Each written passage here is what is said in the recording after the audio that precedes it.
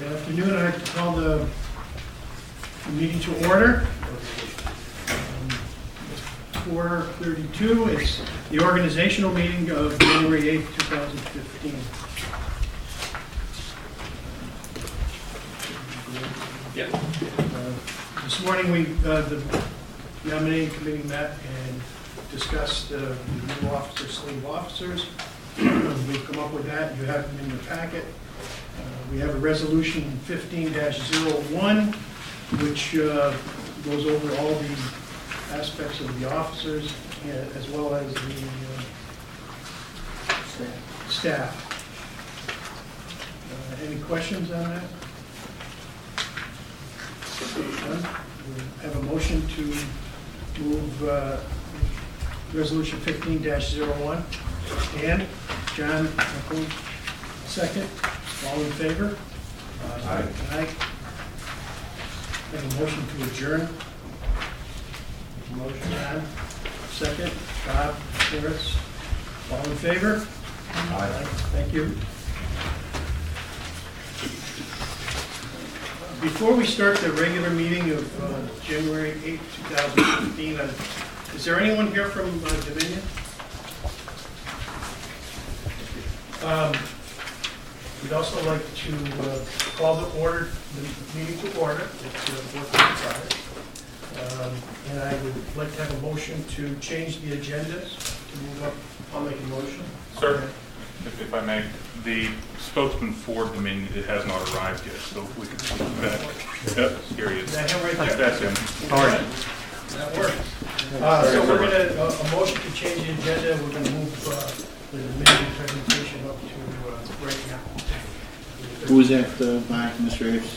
John? You got a second? Do you have a second? All in favor? Aye.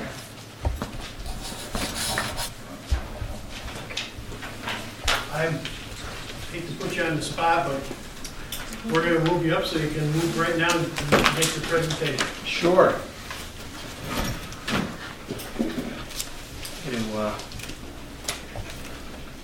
To send all these down your way. I have 3 stacks. Let's see. Sheet.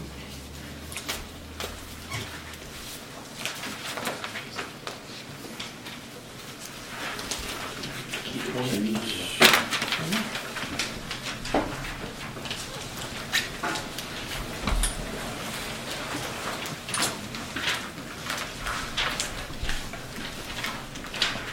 It's okay if I sort of stand in the middle of everybody? Absolutely. Okay.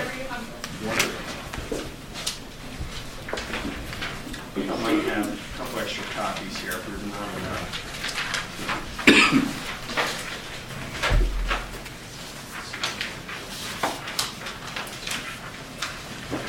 And 4 additional copies for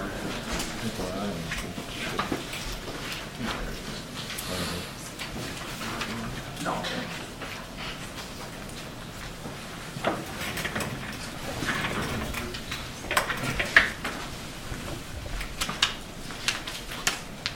So I'm Don Hauser, Director of Government Affairs for Dominion Resources. I think you met Paul Parlock, Senior Tax Advisor for Dominion Resources as well.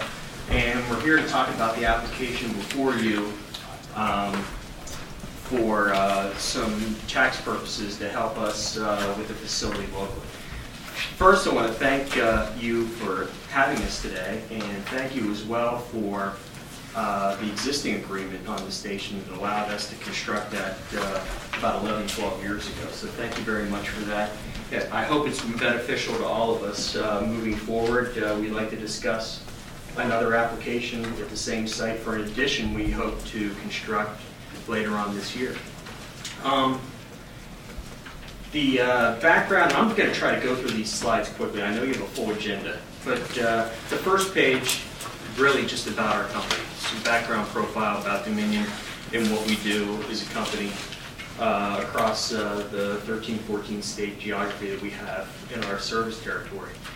About half electric side, about half gas side. So when you see this about Dominion, you're going to see a lot of electric side information and a lot of natural gas side. We do both but for our purposes here in New York State, it's all natural gas all the time for what we do, interstate natural gas pipeline and transmission and storage. Page 3 is specifically about Dominion Transmission, the owner and operator of the facility in the town of Minden, and the subject of the application before you this evening. Dominion Transmission, of course, is a subsidiary of Dominion, provider of natural gas transportation and storage services, and we have about 8,000 miles of interstate natural gas pipeline in 6 states, noted for you there. And we provide year-round firm transportation and storage services to more than 3.6 million New York State customers. In New York State, our customers are National Grid, NYSEG, RG&E, National Fuel Gas, Corning Natural Gas, and many other industrial customers along the pipeline system. Let's talk about this project in particular and why we're here again before you. National Grid, through one of its rate cases before the New York PSC, had a collaborative on how they can get more natural gas to their customers. And as part of the New York Public Service Commission collaborative with National Grid on how they accomplished that, they entertained proposals from a number of different interstate natural gas customers, and ours was chosen by National Grid to supply them with the needed extra capacity into their system to serve their customers for the Niagara Mohawk customers and the Brooklyn Union customers along their system. So this project is solely to provide natural gas to National Grid customers. It's a addition of 33,000 horsepower on 3 different stations, 2 greenfield sites in other counties in New York State, and an additional horsepower here at town of Minden's site at Brooklyn Corner Station. It's about $159 million capex on the project, and that third bullet I just discussed. Project details, going on to slide number 5. The Brooklyn Corner Station, town of Minden, an additional 11,133 horsepower compression in that site. You're familiar, I hope, with the site. I hope you've all had a chance to either be there personally or drive by or see photos. What we plan on doing is simply knocking out some of the walls of the existing compressor building, adding some additional horsepower in there, 3 different new 1 turbine, 2 additional units in there, enlarge the building, button it back up again, and then our office building and where our maintenance equipment is, the building right across the parking lot, knock down a wall of that and extend that a little bit. And in another slide, a couple pages more, you're going to see some blue areas where we show you from a higher level of looking down level what we intend to do there. I hope you're all familiar with the FERC, the Federal Energy Regulatory Commission. We are FERC regulated. This is a FERC regulated project. All of our interstate natural gas projects along our system are all regulated by the FERC. So it's a process where we go through them. They are a regulatory body.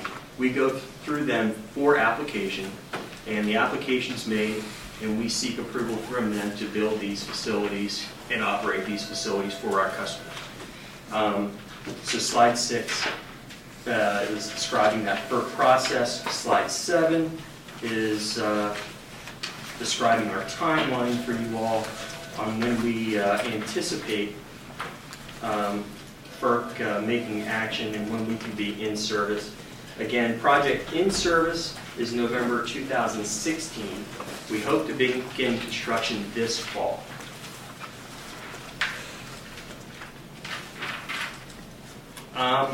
Environmental impacts. This is specific to what we're talking about today in the application before you. There's no impact to threatened or endangered species or migratory birds at this facility.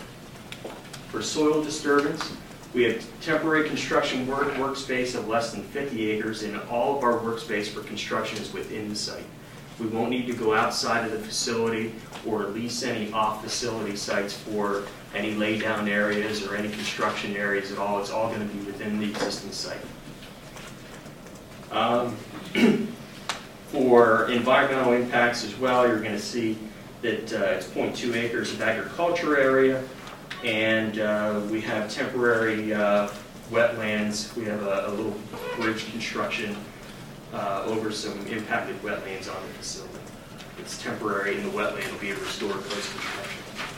This is the slide number 9 that I referenced a couple slides back. You see an aerial view of really what we intend to do at the site. You're looking down on it. The larger rectangle, blue rectangle, is what I said is our existing building that you are all very familiar with in the application and the existing pilot on the site. What we intend to do is extend that building in that blue area and then button it back up again. And then again, I referenced how in our auxiliary building, how we're going to extend that maintenance area, that auxiliary building a little bit and then button that back up. The little blue off to the left is a little measurement and regulation facility there. It's I think you've all seen them on the sides of the roads, what M&Rs look like. If you're driving along the side of the road, you see some pipeline up and maybe a 10 by 10 fencing. You'll see some pipeline coming up out of the ground, going back in. That's most likely an M&R. What that does is that's to control regulation when two different pipes meet together. So if they're owned by different companies, it'd be in the same pressure, it'd be measuring, because we're always keeping track of gas. Gas loss is very important. The regulation part, if there are two different sizes of pipeline joining in that area, it's going to regulate the gas flow to meet pressure between the two different size pipes, or two different pressurized pipes joining together. Station equipment. The existing equipment, as you very well know, with the help of this body, 1 turbine compressor is in the building. The new equipment is new station piping to match the customer's pressure to send the gas down to the Brooklyn Union customers. We have to up the pressure to their pressure from our 900 to their 1500. 1 metering and regulation station, we showed you that on that blue dot. 2 reciprocating low emission engines needed to achieve that pressure increase. Those reciprocating engines can achieve a 3-to-1 compression ratio. That's what's needed to boost that pressure from our 900 to the 1500 of the line, the Iroquois line, going down to Brooklyn Union. And then 1 additional compressor. Air quality. That's number 11. We will meet or exceed our air quality permits. We will, once again, get an air quality permit from the New York State DEC. We will meet or exceed that air quality permit. Page 9, slide 9, is the emission sources. Again, you'll see reference to our New York State DEC air permitting and the data which is reviewed by those regulatory bodies. Number 13 is comparables, which will show you that we are not a major source of emissions. So we will meet or exceed our air quality permits at the site. And we gave you some comparables there to show in the blue graphs of what we're doing now, the emissions when we add equipment, and how we fall below the standards for compliance with our air quality permits. So we give you several references in those bar graphs. Stop me if this is not germane, but we show you, for example, people want to talk about formaldehyde emissions. We show you, even with our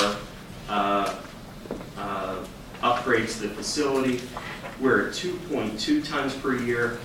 Montgomery County total is 121.9. I mean, we are so far under, and we're not close to being a major source. Page 15, sound mitigation. Again, we will button that new building up and meet or exceed the allowable noise values is 55 decibels, and we will meet or exceed that. So sound should not be an issue. And we give you on page 16 some comparables of what we're talking about on noise and decibel readings. For example, hair dryer. You know, some go off at about 70 dB. I'm talking at greater than 55 right now to you. in this room, so our station will meet or exceed or be less than that 55 decibel threshold. This presentation was prepared because we have a lot of questions on the air quality and about safety. And I know that, I'm hoping that you've all recognized that we've been a good neighbor at that facility for as long as it's been constructed with your assistance. We've had an exceptional safety record out there. And these are, on 17, what we do throughout our system, not just here in Montgomery County, but throughout the system on safety and pipeline safety. And that picture right there shows smart pig. I don't know if you've ever heard about smart pigging transmission lines, but that machine goes into the pipeline system and it's computerized, and it will show any defects in that pipeline or in the coating, interior coating, and let us know if we have to lift and replace a section. We do that regularly throughout our system, and that just shows you a photo of that smart pig that we do on a regular basis with the mini transmission. Number 18, what is in every one of our stations: automatic pressure relief valves, emergency shutdown systems, natural gas detection systems, computerized station monitoring, 24/7, not only at the station, but our gas control station located in Clarksburg, West Virginia. Project benefits. Really getting to the nuts and bolts of why we're here today. We're meeting a consumer demand with this new market project. We're meeting demand for New York State residents with this project. Direct benefits to New York State residents and New York State manufacturing facilities that want to or have already located in the capital region. We're only delivering natural gas with this project to National Grid distribution customers. Again, you have in your packets tax revenue data, I'm sure, and you have our data on employment, and I think in the packet is our construction-related activity as well, so you have that data. That ends, I hope I didn't go too long. Additionally, what I gave you was a copy of that project fact sheet. It's the blue and the gold on the edges. That's publicly available as well on our website, dom.com/newmarket. And I also gave you a copy of our latest frequently asked questions document that has been emailed to you and is also publicly available on our website, dom.com/newmarket. And hopefully that'll address any questions that you may have that pop through your mind. If not, Paul and I are here to help. Does the board have any questions for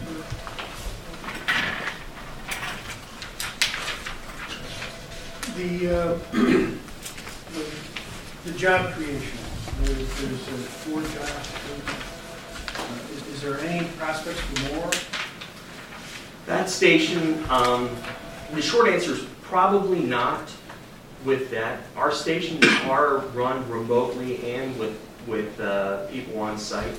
Largely, those jobs are maintenance jobs. Those are people that will keep that equipment operating optimally 24/7 or be there to repair it should a turbine go down. For example, last winter on a Friday, we had 2 turbines go down on the same day at our station in Ithaca. And our team rallied around the clock. We got 1 turbine core delivered from Texas and some other parts delivered from Chambersburg, PA. They buttoned it all up and had it in service by Monday morning when people turned the power back on. And similarly, that will be ready to go here with these 4 units. You have a team of well-trained maintenance individuals that keep those things going. Okay. Is that kind of how many people you have at all the spots that you have? No, not at all. Right now, at Brooklyn, we have 1 person there. So on a station that may not run all the time, we would rarely have somebody there full-time, 24 hours a day. Where we have more pieces of equipment, we have more of a need for people to be on site. Anyone else have any questions? Having seen any more questions, thank you for making your presentation. Thank you for having us, and thank you again for what you've done for us so far. We look forward to a long relationship. Okay. and your, thank you. We appreciate your time. All right.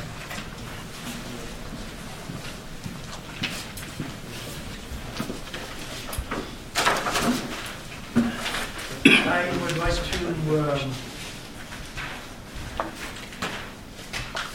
change the order. No, that's right, the resolution. I'd like to move the resolution 15-03, which 15-01. Okay. Resolution 15-02. We need a second for that.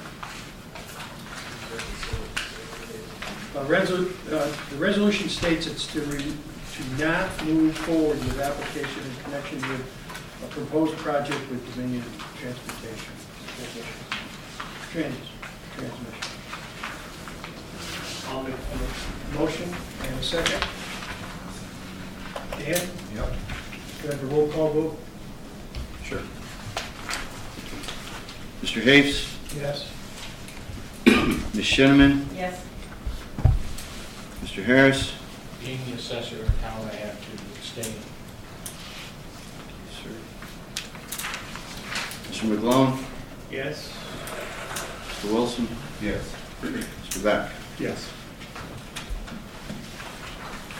Having passed, that, thank you very much.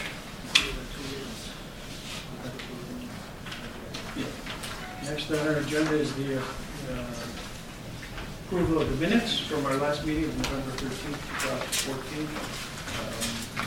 Do I have a motion to accept those minutes? Carol, a second. John, all in favor? Aye. Carried.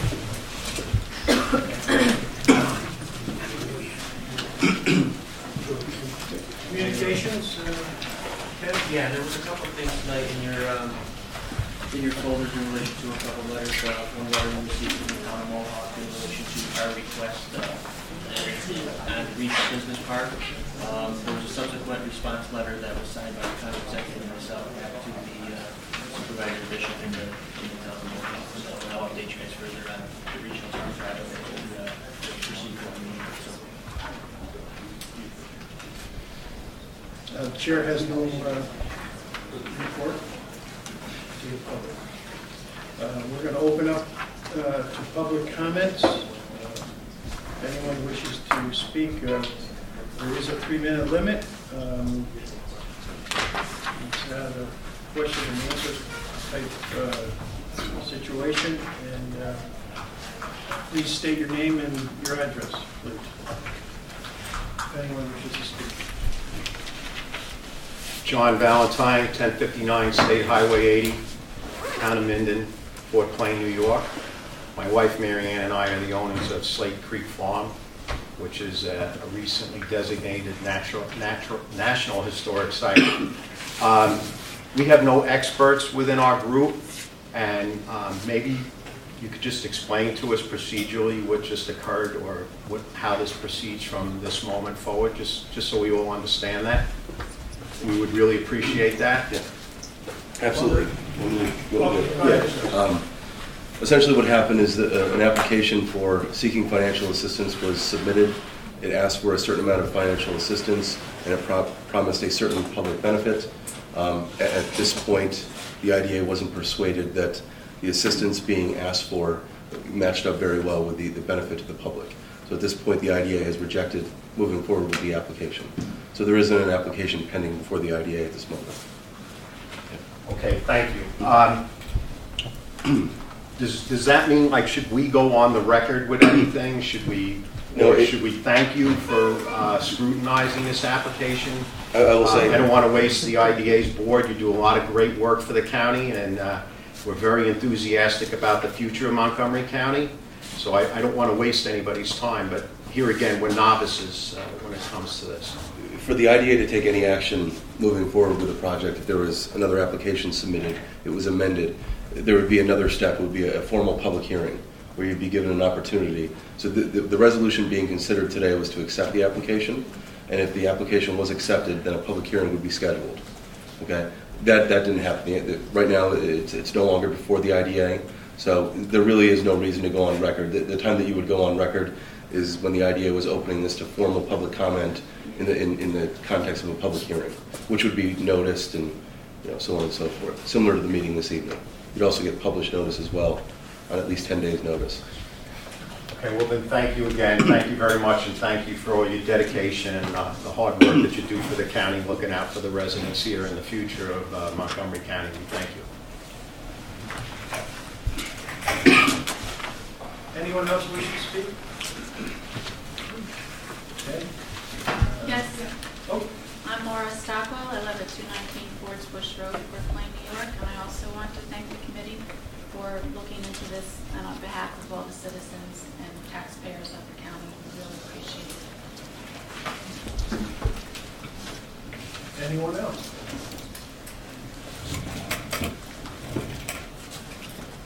Well, thank you. We appreciate your comments. Thank you. There is no chair's report, no director's report. Yes, one thing I did forget to mention to you guys, I'd like to introduce Matthew Jackson, their newest IDA member of the Florida Legislature, appointed Matt in, I think, December or November's meeting. And we'd like to welcome Matt aboard. He is familiar with IDAs. He did sit on the New Hampshire Industrial Development Agency for some time, so there won't be much familiar here with Matt. And Matt, you want to let them know what your background is with the county and what you're doing now too? Which will probably be helpful. Sure. Well, my career actually started in Montgomery County. I started at the Montgomery County Youth Bureau Director, and I was able to get to the state, and I'm now the Director for the Office of Youth Development for the New York State Office of Children and Family Services. I'm born and raised in Montgomery County, graduated from college, came back. My family's very community-minded, and I hope to follow in their footsteps. And I'm very anxious to be on this board. I'm excited to be on the board, and I'm sure we can know each other a lot better over the course of the time on the board together. Thank you. Also, Mr. Ace, I'd like to welcome Matt to the board. I'm particularly happy that he's here because there's finally an individual in our midst that has less hair than I do. And I find that very, very, very comforting, frankly. So welcome, Matt. We really appreciate it. Thanks, Carl. I appreciate that. That's fine. Also to my left, Michelle Marzullo. She started this week. She is our new Economic Development Program Assistant. She actually comes to us from the Montgomery Regional Chamber of Commerce. So she has working knowledge of all the industries in the county, and we look forward to having her as part of the team. What else? Thank you. The director's report. Yes, year-end monitoring project update. We're in that time of year right now when we're starting to, all the letters have been mailed out to all the companies that we're working with, and we have established relationships with, and we'll be getting all their reporting for all of our reporting. The myriad of reporting that we do to the state, we'll be compiling that. We'll have that due March 30th. This year, and once we get all that together and ready for Paris, you guys will have all the final Paris reports and everything. Additionally to that, as we do every single year, the annual report, obviously there's an IDA annual report from Paris. There's also now going to be a Capital Resource Corp annual report that we have to do, so our workload has doubled a little bit because of the new entity that was created by the legislature. So that'll be ongoing as well. So there'll be two separate audits this year, independently of each other as well as each of those. The other thing that I had is that we did get our letter from Empire State Development in relation to the private activity bond allocation for this year. The IDA bond allocation for this year is $1.359,573 million. Usually we turn that back. There's some years, depending on the project, where I think the most recent one was Millward being FGI, matter of fact, had a bond with us too. We have to request more allocation. Each year, just to let you guys know that are new to this, the state allocates so much bond volume cap to the IDAs throughout the state, and then they actually go back into the reserve if they're utilized. So that was our bond allocation cap for this year. The other thing I have under, I was going to mention it, is the other thing under the regional park. I will let you guys know right where we're at with that. We should be getting, We've got a preliminary study back with regards to the wetlands and some of the other things that we're doing up there as far as the archaeological. We should be getting a sign off from SHPO, anytime soon. And there was nothing major that was found. In addition to that, there was the wetlands delineations are done. They're being reviewed. They're in draft format. They haven't been approved yet by the Army Corps yet, so we do not have the JD in place. But we'll be ongoing with that. That may last a little bit into spring. We had a meeting, a follow-up meeting with Plumbing Engineering, who's actually doing the rail study in relation to that. Things are looking, we do have some cost figures associated with that, but as of right now, as a draft, we look at it, engineering-wise, it is possible, and CSX has showed us where there could be a staging area, and they're on board as well. DOT had no issues as long as the project was economic development related. It was going to be job creation driven. So, the big thing about this, obviously cost is a substantial issue, but the good thing about this is, yes, engineering-wise, the project can be done, and there's just a cost associated with that. But we're trying to finalize that budget, and probably we won't have the final budget by February's meeting, but we'll have a budget shortly thereafter. It's obviously good news and the potential to market that as a large lot site in the Northeast with rail siding was always our intent, which really opens and expands our opportunities. So, we're excited about the preliminary results of that.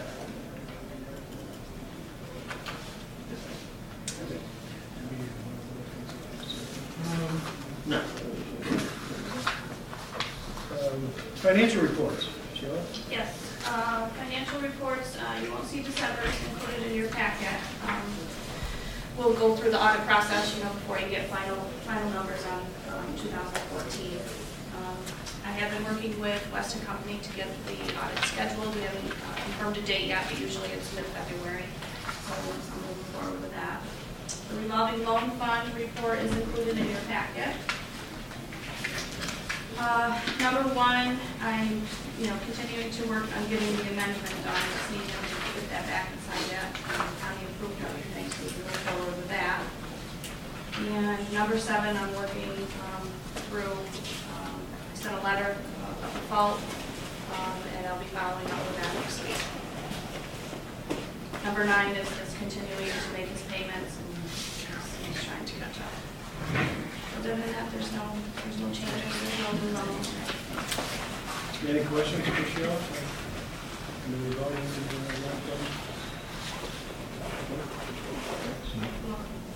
Nothing else?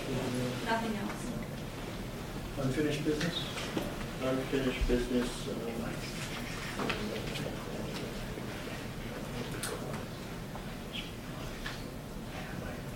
Oh, the only thing I didn't mention at the records report, just to let you guys know, it's the second month we've been doing it. The staff reports are in there.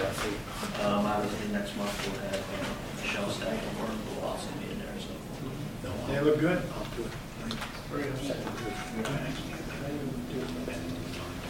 New business. We're going to move on to new business. New business, first of the year, the annual board of directors evaluations. We've all gone through this. We've all gone through it at least once. Some of us, some of the board members, several times. This is a requirement of PAAA. Basically, it's that first sheet of the 2 that you board members will have to fill out and get back to our office. And then at the February meeting, we'll have a governance committee. They'll review the board evaluations to see what they say, and that really lets us know what areas we as staff or even as the board in particular have to work on and move forward from there. This is one of those requirements of the Public Authority Accountability Act. So if you guys could just, between now and the next meeting, get it, just email to either Michelle or I would be great. The next item is the financial disclosures. I know the clerk of the legislature is here. She mentioned that some things may change in relation to that. Cheryl, so what's your recommendation? Should we have the board members do it or wait? No, I think we should wait because the committee has to meet to determine who has to apply or who has to fill out the forms. There's an additional form this year that you'll be filling out besides the financial disclosure. It's a gift disclosure. they're scheduled to meet next week, so I would say within the next 2 weeks, we'll have the information. All right. So, don't fill them out like you did. Too late. Too late. Too late.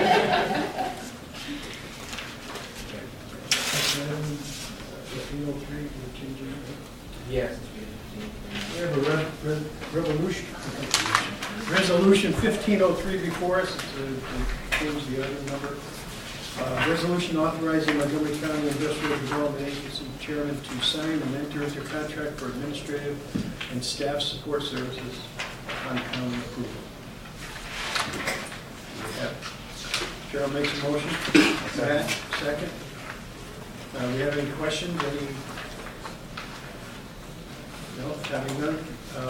Roll call vote? Mr. Hafes? Yes. Ms. Shinneman? Yes. Mr. Wilson? Yes. Mr. McGlone? Yes. Mr. Harris? Yes. Mr. Beck? Yes.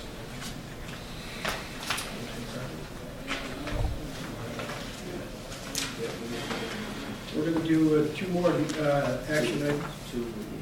Right. Two with the Amsterdam project. Resolution 15-04, which is the senior housing project resolution concurring in the determination by the City of Amsterdam Planning Commission as lead agency for a certain proposed project for Amsterdam Project Associates LLC. Chris, should I just explain the next two resolutions? Yeah, this is the assisted living and senior housing facilities that's going to be coming in the presentation, I believe, at the last meeting. This resolution, or something, we're just different players, was actually adopted by the IDA, I think, in 2013. This is just following up. City of Amsterdam Planning Commission took a look at the project and issuing the building permit, found a determination of non-significance on November 21st, 2013. The IDA is essentially just confirming that, saying that there's nothing that has been brought to the attention of the IDA that would make the IDA think that the City of Amsterdam Planning Commission erred in their determination of non-significance. Any questions? Have a roll call vote for. It's 15, we need, First, motion to, Bob, Harris, Dan, second. Vote, please.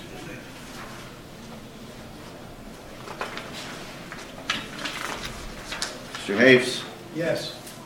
Ms. Shinneman? Yes. Mr. Harris? Yes. Mr. McGlone? Yes. Mr. Wilson? Yes. Mr. Beck? Yes. And resolution 15-05, which is the approval of the senior housing project. So essentially, now that the seeker is completed, the IDA is free to approve the financial assistance. And in this case, it's the real property taxes, mortgage recording taxes, sales tax, and essentially the full gamut of taxes. No deviations on this project. Any questions for Chris? Need a motion to, Carol, second? A second. Matt? Roll call vote, please. Sure. Mr. Hafes? Yes. Ms. Shinneman? Yes. Mr. Harris? Yes. Mr. McGlone? Yes. Mr. Wilson? Yes. Mr. Beck? Yes. Last item on the agenda is the Florida Park Extension crop lease agreement, which is an action item, Ken. Yeah, it'd be the same, if you recall, we had a crop lease agreement on that property actually since we took possession and purchased it from the former farmer.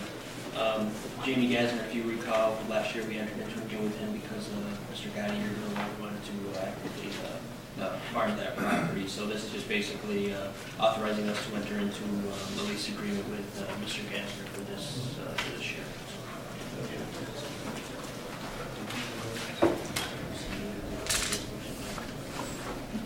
Yeah, that'd be a good idea. We need a motion to move the resolution. Dan, Bob, second. Roll call vote, please. Mr. Hafes? Yes. Ms. Shinneman? Yes. Mr. Wilson? Yes. Mr. McGlone? Yes. Mr. Harris? Yes. Mr. Beck? Yes.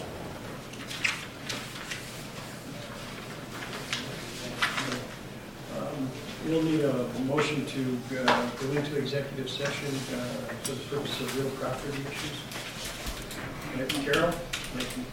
Second? Dan? All in favor? Aye. There should be no other business before the board.